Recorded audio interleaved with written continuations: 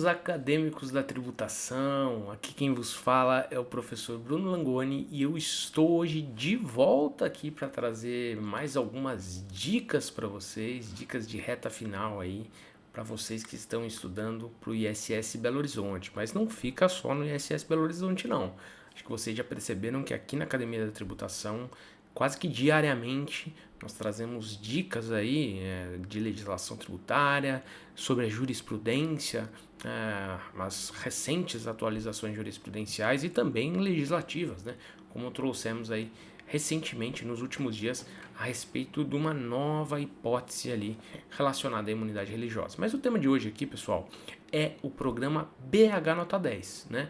Nós já tratamos do programa BH Nota 10 na dica de número 24, né, em que nós dissemos ali que esse programa ele essencialmente se destina a que a pessoa natural, né, tomadora de serviços ali que sejam acobertados por notas fiscais de serviço eletrônico, elas funcionam como um braço, né, da fiscalização, um braço do fisco municipal. Por quê? Porque eles vão exigir dos prestadores de serviço que emitam a competente nota fiscal de serviço eletrônico, fazendo com que a arrecadação do município cresça, ou seja, ele vai ter um interesse ali em poder utilizar dos créditos, né, relativos ao ISS incidente na prestação para fins de abatimento do IPTU, e com isso ele acaba dando uma forcinha aí para a administração tributária de BH, o que é bom para vocês também, né? Já que quanto maior a arrecadação, existe um fator aí que vocês vão perceber depois que vocês entrarem, maior a produtividade que vocês vão receber. Então é muito importante incentivar que todas as pessoas naturais requeiram aí as notas fiscais de serviço eletrônico emitida no âmbito das prestações de serviços que sejam aí realizadas aí em BH. Bom, vamos lá. Vamos resgatar o que já tratamos na nossa última dica. Limite, né? O artigo 23 da Lei 9795, é só lá que está disposto dessa forma, ele determina que existem dois limites, né? Então, o primeiro limite é o limite de 30% do ISS incidente sobre aquela prestação acobertada por uma nota fiscal de serviço eletrônico. Ou seja, supondo um serviço prestado ali, cujo ISS foi de R$100, eu só vou poder me utilizar de até R$30, tá legal?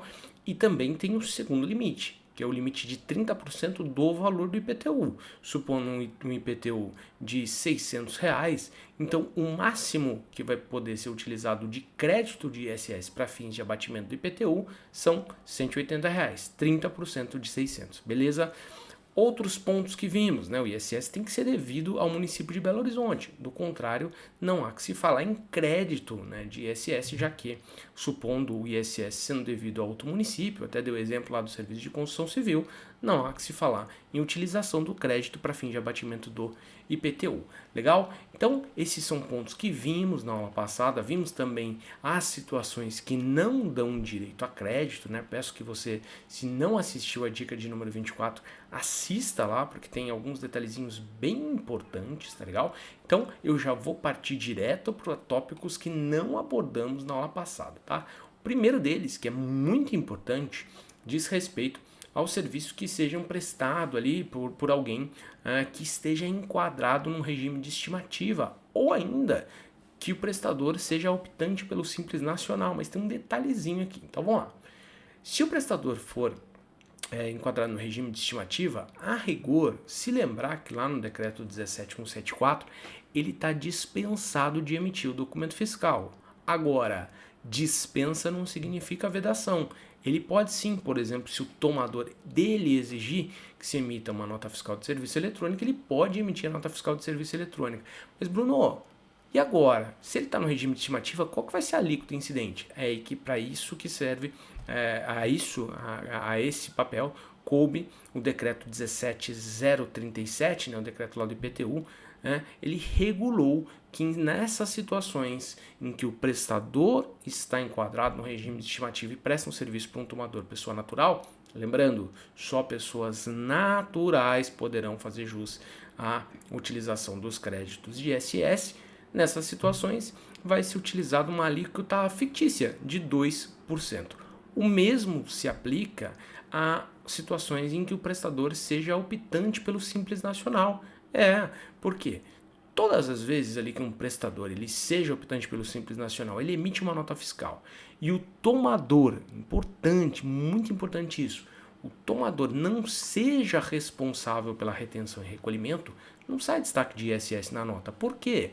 Porque nesse caso o prestador vai recolher o ISS por meio lá do PGDAS-D, né? Ele vai declarar isso lá no PGDAS-D e a alíquota efetiva vai ser em função da receita que for por ele declarada, tem o cálculo que é realizado na sistemática do Simples Nacional, ou seja, não sai nenhum destaque de ISS na nota. Então, nessas situações, em razão de não ter nenhuma informação quanto à alíquota do ISS ali na nota, qual que vai ser o possível crédito, né? O possível crédito não, um crédito efetivo que vai poder ser utilizado. É simples, vai ser utilizado uma alíquota de 2%. Então a gente vai pegar ali, supondo um serviço prestado por um prestador do Simples Nacional no valor de R$1.000. E esse serviço ali, essa nota fiscal de serviço eletrônica, né, que acobertou a prestação, não tinha a indicação de nenhuma alíquota. O que a gente vai fazer? Multiplicar 1.000 por 2%. Então, nesse caso, a gente vai ter que R$20 vai ser ali o ISS incidente sobre essa prestação. É ali uma forma do município criar ali uma ficção jurídica para poder dar direito ao crédito ao tomador. E lembrar, desses R$20, apenas 30% desse ISS vão dar direito a crédito para o tomador pessoa natural. Ou seja, R$6 ali ele vai ter de crédito sobre essa prestação específica. Tá legal? Então, muito importante isso. Agora um ponto muito importante, pessoal. Essa alíquota de 2% para prestadores optantes pelo Simples Nacional só se aplica se a responsabilidade pela retenção e recolhimento não seja do tomador. Por quê? Porque caso a responsabilidade pela retenção e recolhimento seja do tomador, vai ter sim a informação da alíquota efetiva que o prestador ele está enquadrado ali no Simples Nacional para fins de retenção e recolhimento do ISS, e aí ele vai utilizar essa alíquota que tiver constando na nota fiscal de serviço eletrônico para fins de cálculo do crédito incidente sobre aquela prestação, belezinha? Então fica ligado, essa alíquota de 2% só vale nas situações em que não tem nenhum destaque na nota com relação à alíquota. Se houver a indicação da alíquota na nota fiscal de serviço eletrônica que acobertar aquela prestação, nas situações em que o tomador foi responsável pela retenção e recolhimento, aí a gente vai utilizar a alíquota que tiver prevista na nota, tá legal? Fica ligado nisso. Outro ponto, um serviço que seja prestado por uma pessoa jurídica, né, que esteja submetida ao regime de alíquotas fixas, né? Quem são essas pessoas? São as sociedades uniprofissionais. Então, toda vez que um serviço for prestado por uma SUP, também que recolhe o ISS em bases fixas, nesse caso também se presume uma alíquota. Qual alíquota é essa? De 1%. Então, supondo um serviço prestado por uma sociedade de advogados, ali, por exemplo, eu vou utilizar o mesmo exemplo, né? Um serviço ali de R$1.000. Nesse caso, ele vai recolher o ISS lá pela sistemática de alíquotas fixas. Mas o tomador que ele também vai poder ter direito a um crédito, né, relativo a essa prestação, considerando uma alíquota de 1%. Ou seja, nesse caso ele vai ter ali R$10. A gente vai considerar que foi de R$10 o ISS incidente sobre essa prestação. Lembrando que também esses R$10 vão submeter ao limite de até 30%, conforme previsão do artigo 23 da Lei 9795. Legal? Um ponto muito importante, pessoal, que vocês precisam ficar ligados, diz respeito à totalização. Então é a própria Secretaria Municipal de Fazenda que anualmente ela vai fazer a totalização ali dos créditos, né, relativos a essas prestações que foram acobertadas por nota fiscal de serviço eletrônico, e ela vai fazer essa apuração no dia 31 de outubro, né, de cada ano. Então o que ela faz? Então, em 31 de outubro de cada ano ela para e ela pega ali do período de 1º de novembro do exercício anterior até 31 de outubro do exercício corrente, e ela vai dizer, opa, eu vi aqui que você tem notas fiscais de serviço eletrônico que te deram direito ao crédito de, sei lá, R$100, né?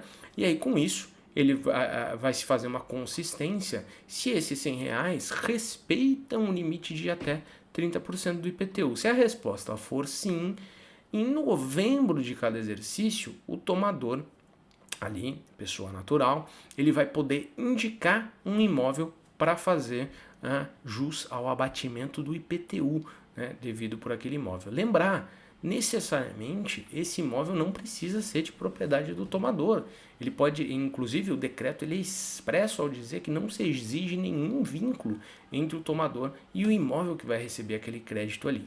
Tá legal? Então, em novembro, ele vai, por meio de um aplicativo próprio, né, disponibilizado pela Secretaria de Fazenda, indica um determinado imóvel para receber aquele crédito, desde que respeitado esse limite de 30%.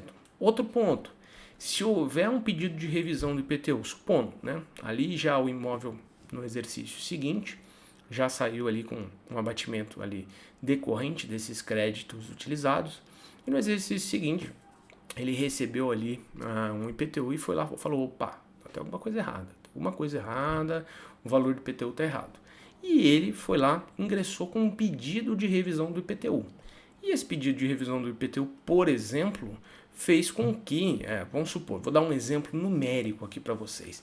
Então imaginemos que o IPTU de determinado exercício foi de R$1.000, né? E ali ele já estava utilizando um limite máximo, né, de crédito, né? Ele já estava utilizando R$300 de crédito, né?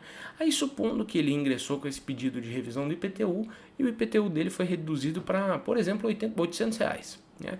Nesse caso, ele não vai, o limite ali, ele tinha utilizado R$300 de crédito de ISS, esses R$300 superam 30% de 800, né? Então ele só poderia utilizar 240. Nesse caso, o que acontece?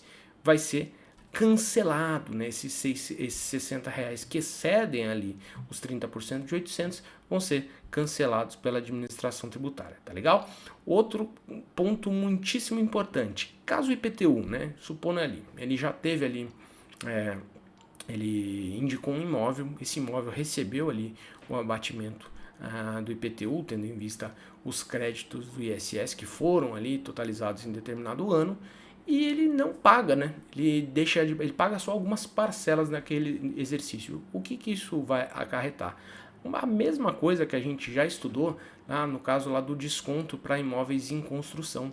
Então, nesse caso, vai ser refeito o cálculo, desconsiderando o abatimento que havia sido concedido. Então, ele pede ali o abatimento e vai ter que pagar o imposto cheio. Tá legal, pessoal? Muita atenção com relação ao programa BH Nota 10, que tem muita chance, tem muita cara de prova esse tema, porque ele é cheio de detalhezinhos bastante pegajosos, né? Detalhezinhos aí que podem fazer com que muitos bons candidatos escorreguem em alguma eventual questão, tá legal? Mas eu acho que com esses dois vídeos vocês matam qualquer questão. Qualquer dúvida, estamos sempre à disposição. Um forte abraço a vocês e bons estudos. Tchau, tchau!